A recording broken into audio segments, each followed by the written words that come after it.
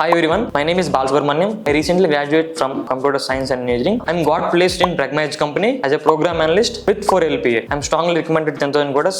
After completing my BTech exams, I'm thinking actually మాకు college placements లేవు. If in case ఉన్నా కానీ ఏదో call centre companies, non IT companies, but I'm not okay with that. And I'm thinking what's going to be, I don't know, ఎవరు నన్ను guide చేయలేదు. I'm thinking ఎప్పుడన్నా night పూట నిద్రపోయినప్పుడు ఎలా ఉంటుంది ఫ్యూచర్ అనేది చాలా చాలా చాలా థింక్ చేసి అలా లైక్ వీక్ అవటం కానీ, మెంటల్ గా స్ట్రెస్ ఫీల్ అవటం కానీ, అలా బయటికి ఇంట్లో వాళ్ళకి చెప్పలేము నేను ఇలా ఫీల్ అవుతున్నాను. మనం ఫీల్ అయితే వాళ్ళు ఇంకా ఫీల్ అవుతారు. So then I'm searching, it's high time, ఇంకా లేట్ చేయకూడదు, వెళ్ళాలి, ఏదో చేయాలి అని రీసెర్చ్ చేశాను. ఇన్స్టాగ్రామ్ లో 10,000 గురించి చూశాను. And actually my friends also suggested to 10,000 quotas. Then I'm attended for the demo classes. I feel very happy and I'm satisfied those 2 classes. Then I'm joined 10,000 quotas. 10,000 quotas లో నేను join అయిన 3 months లోనే place అయ్యాను. In the first month I give a mock interview to my placement team. నేను qualify అవ్వలేదు mock interviews లో, but నేను confidence build చేసుకున్నాను. I think definitely I can place. అక్కడ నాకు ఫస్ట్ కాన్ఫిడెన్స్ బిల్డ్ అయింది 10,000 quotas లో. ఆ ఫస్ట్ మాక్ ఇంటర్వ్యూలో నేను ఫెయిల్ అయిన తర్వాత లో కాన్ఫిడెన్స్ తో అలా ఉన్నప్పుడు పిఎం కానీ మై మెంటర్స్ కానీ వచ్చి దిస్ ఇస్ నాట్ వే,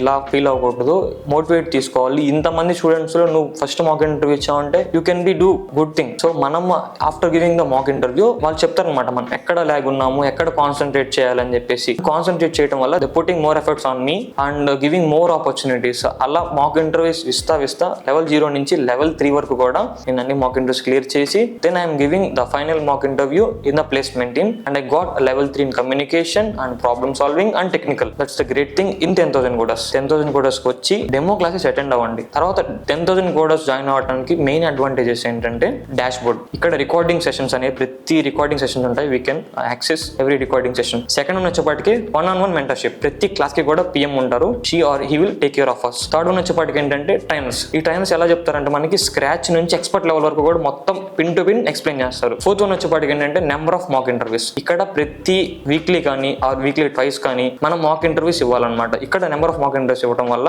మనం నాలెడ్జ్ పెంచుకోవచ్చు, మన ఫియర్ తగ్గించుకోవచ్చు. ఇక్కడ మెయిన్ అడ్వాంటేజ్ వచ్చేపాటికి ప్లేస్మెంట్స్ అనమాట. మనం ఇక్కడ 6 months కూడా ప్లేస్మెంట్స్ కోసం వెయిట్ చేయడం అవసరం లేదు. If you are good in technical and communication they start pushing to placements. నేనే ఒక ఎగ్జాంపుల్ అనమాట. నేను జస్ట్ 3 months లోనే ప్లేస్ అయ్యాను.